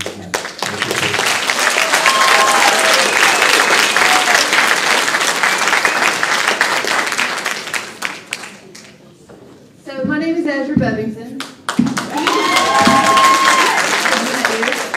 I'm just really quickly going to say that the 87 placement is unconscionable, and I'm glad that you came here on a beautiful sunny Saturday and you got to see what you drew that line on top of. The gate system will destroy the ecological productivity of the Galveston Bay. You have done no studies to even look at that. And if you did, or if you do in the future, which I don't have a ton of faith that you will, because I've talked to a number of your ecologists, and none of them can tell me the adequate studies that they will be conducting. Particle transfer is not larval movement. None of your answers are sufficient.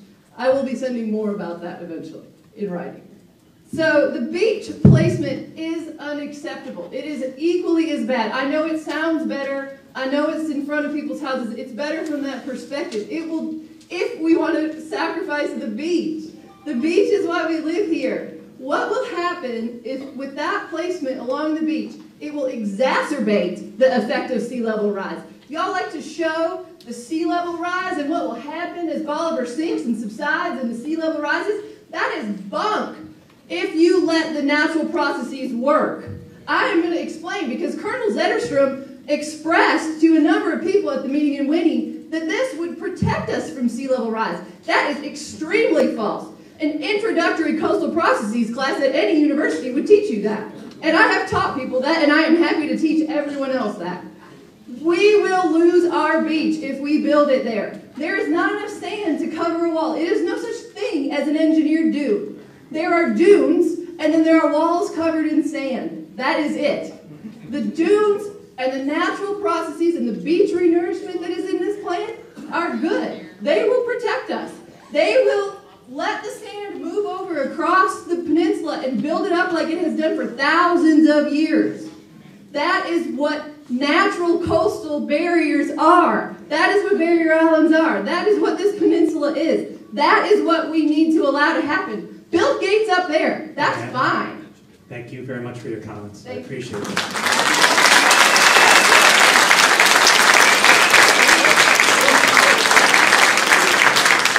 At this time, that concludes the list of individuals that have identified themselves to make oral comments.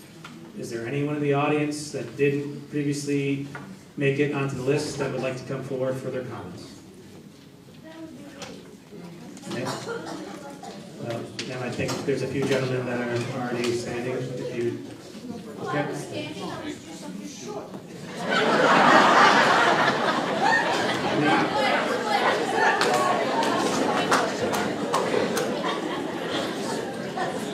Could you please identify yourself for the record?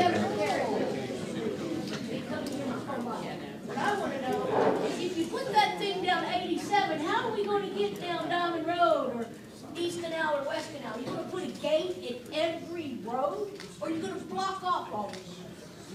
That's what I'm doing. But you're not here to give answers. You're just here to pretend. You're just letting us be a soundboard. That's all you are. Because if y'all want to do it, you're going to do it. There ain't no two ways about it. This is just ridiculous. Okay? Because you're going to do it whether we say so or not. Thank you. And I have a house in Trinity. I can go there. But I want to be right here at my American right to be right here. And I am a Native American. I was here first.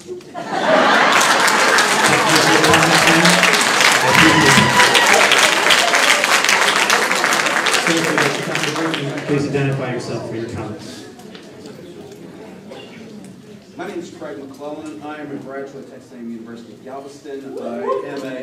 I'm an attorney in Houston. I represent property owners throughout the state of Texas in dealing with property values against the appraisal districts. I now reside here in Bolivar, and I've looked at this plan. The gate is going to ruin oystering. Oystering is a major industry in this area. If you don't shrimp, you oyster if you work on the water. It is going to increase the fresh water back into the bay, which is going to drown the oysters. Additionally, the current placeholder was a terrible placeholder. If it was just that, it really riled everybody up. Not only did it rile up, it has tanked the real estate industry. If it is going to be a real wall, it is going to plow through churches. It is going to plow through our water supply. Literally, our water tanks are going to have to be torn down. Not to mention other homes and businesses in the area. And it is going to make our only significant store is going to be bulldozed. No one is going to be able to live here, even if their houses were on the protected side of the wall.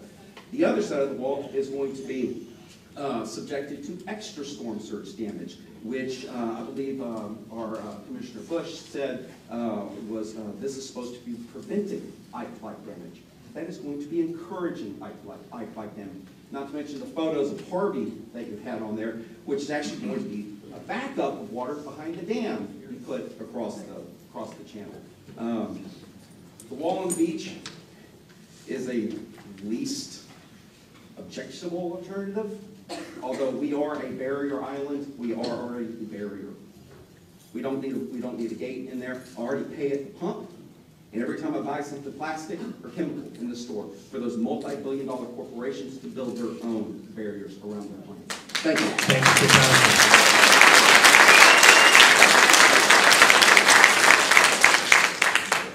My name is Tim Dearbaum. I'm actually a new owner. I just bought September 28th, so I've only owned for 2.5 months. But it's just as important to me to state I've just put over $500,000 investment in this area, so it's important to me.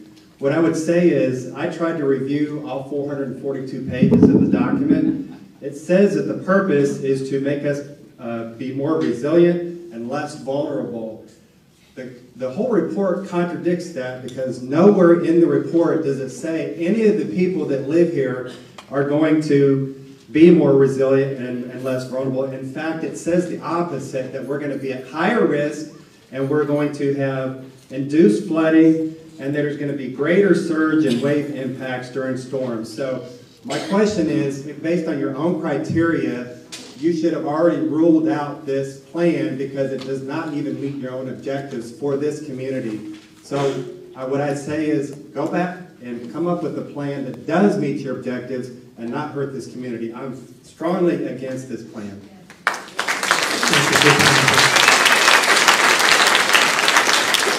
Are there any other individuals that would like to make a comment?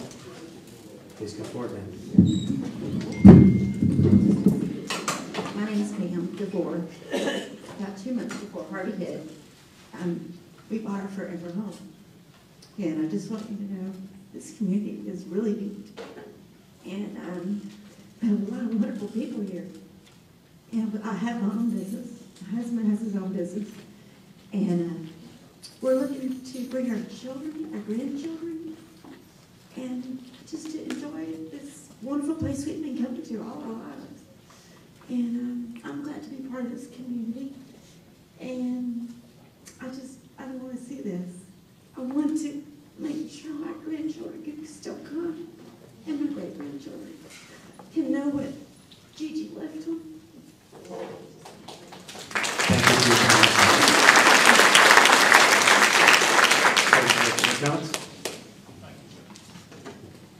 My name is Tom Colthart.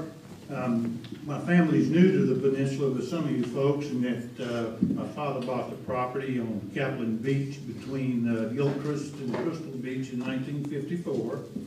We built a house then before there was permitting on the peninsula, so we built it ground level under the theory if water came, it either blow us away. Back then you didn't have FEMA flood insurance or those kind of stuff, but anyway, home got too small, so we tore it down in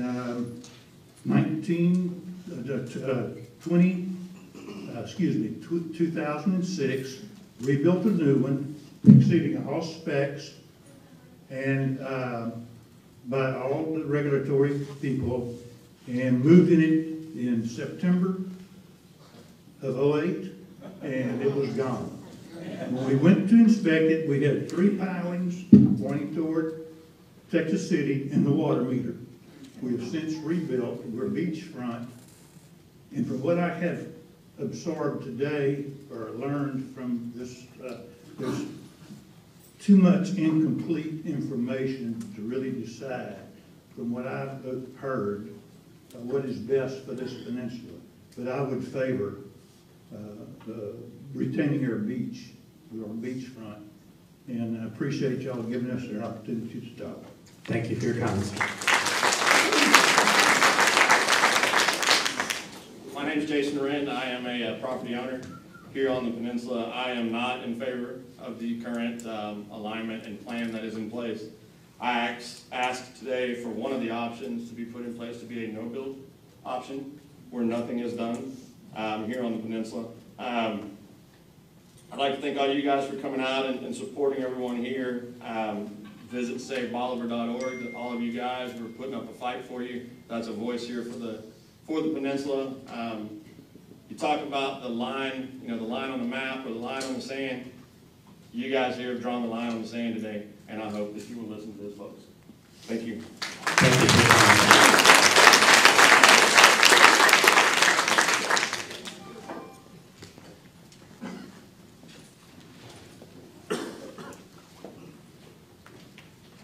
Chuck Taylor, our family's had a place here since 1965, and I'd like to say a few things. Y'all are doing a fine job, by the way, opposing this. I applaud you. I got some additional things to say about the plan. First of all, don't do anything that is going to restrict the flow of water out of Galveston Bay. We need to have that all open, else we'll all be flooding up in there.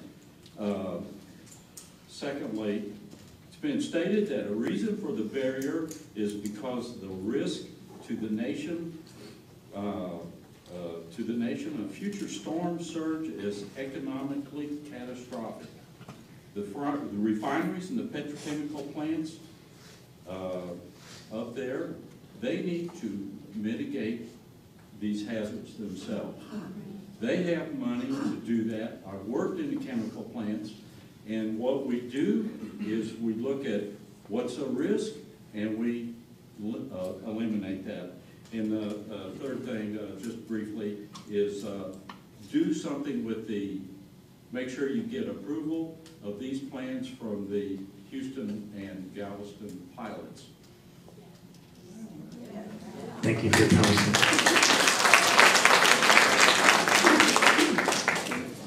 Are there any other additional citizens that would like to make oral comments at this time?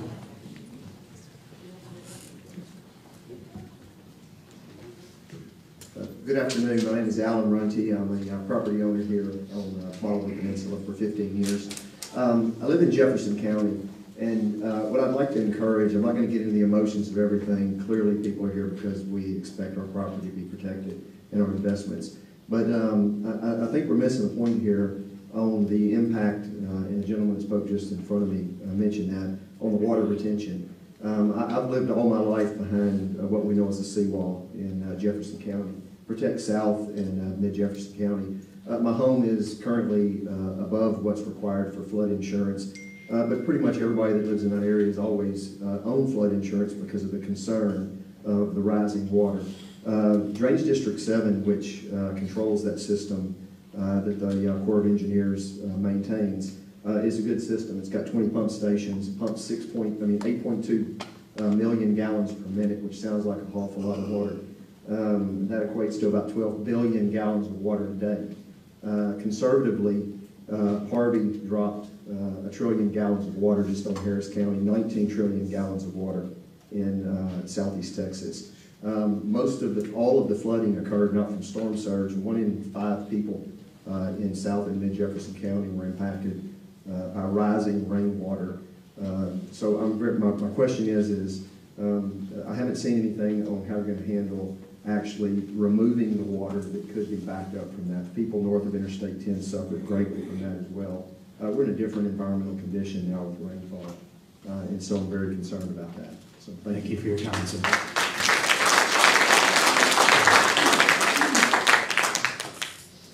My name is April Wren, and I represent SaveBolivar.org. I just want to tell everybody that this fight is going to be fought and won in the Congress and in the Senate. So you need to go to the website, SaveBolivar.org, and you're going to need to write letters, call, email, do what you need to do. You'll find all the contact information on this website, SaveBolivar.org, so go there and get involved. Thank you.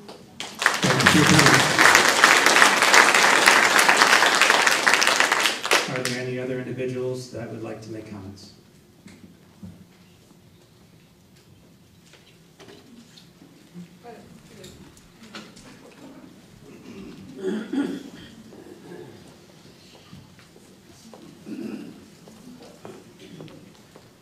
Why aren't y'all answering any questions? He told us he wasn't here to answer questions. Why won't you answer any questions? Ma'am, if you'd like to make your comments, please. My name's Claudia Perkins. I'm a property owner here, active in the community with all my friends.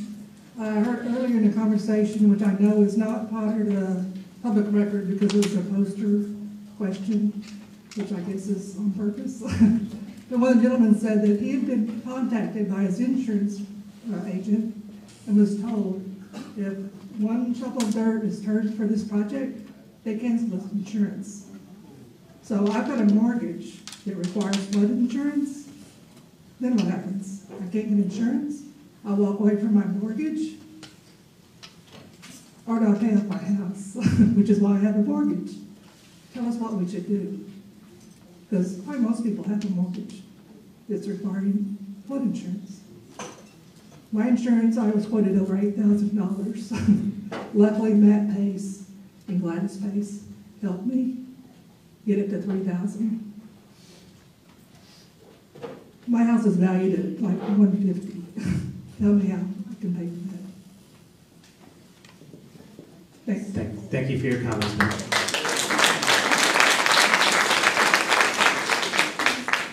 Sir, you coming to make comments? Thank you, sir. I want to thank you for coming up here with this presentation. I know you're the messenger, and you're getting people to work. My name is Cantor Maddox, and I bought beach house, beach frontage, about 2 years ago. About $500,000. You know, beach frontage is not cheap. But I've just got a question. Why can't we build that dike, dike on the north side of the Intercoastal Canal, where there's nothing out there? Why don't we have to? We've got insurance to protect ourselves here. It's not going to affect our insurance one way or the other. It'll probably go up a lot. That's just something I was thinking about. Why can't we put it on the north side of the Intercoastal Canal so it wouldn't be a threat to all these businesses and stuff around here? So thank you for your time. Thank you for your comment. Any last individuals that would like to come make comments? I have a question. Sir, are you going to make a comment? I have a question. Sir, this is a comment period to make sure that we have equitability amongst all the meetings. Something that was said earlier about extending the comment period, perhaps a month. Can you talk about that? Sir, this is a comment period. Are there any other individuals that have not spoken yet that would like to make a comment? We have not. Are there other individuals that would like to make a comment? Please make a comment. My name's O'Neill. I'm a business owner, born and raised in Houston, Texas. My whole family's there, so I know about Harvey firsthand. I was down here for the storm. But as near as I can tell, that fellow just said, all these trillions of gallons of water were dropped on, over a short period of time. But, that water's got to go somewhere. And I can't believe that people would be surprised that they live on the coast and they're surprised that we will get a storm from time to time. If I lived in Oklahoma, flat out, I would expect a tornado. If I lived in California, I'm going to expect an earthquake, and there's really nothing that would say, hey, I'm surprised by this. So by putting a wall there to trap, how many, 19 trillion gallons of water, which roughly equals about that over the entire United States. You know, if you were to do that, it's gotta go somewhere, so it's trapped. Plus, you got all the houses over here being hammered on it. I just don't understand how anybody could actually believe that this dike is a good idea for anybody. Whether it's a resident, people in Houston, it floods there all the time, I've seen it. I've swam in the bayous when they overflow. You know, it happens. But nobody in Houston says, oh my God, we're getting a lot of rain. They didn't say that during Alicia. They didn't say that during Allison. They didn't say that during Harvey. Well, they kind of said it in Harvey because it got more than we expected. Thank you for your comments. It just doesn't make any sense how anybody could stand behind this and say, this is a great idea. You know, it's maybe help nobody but the people who are receiving the money for it. Thank you for your comments. Glad you brushed me off. Yes, sir.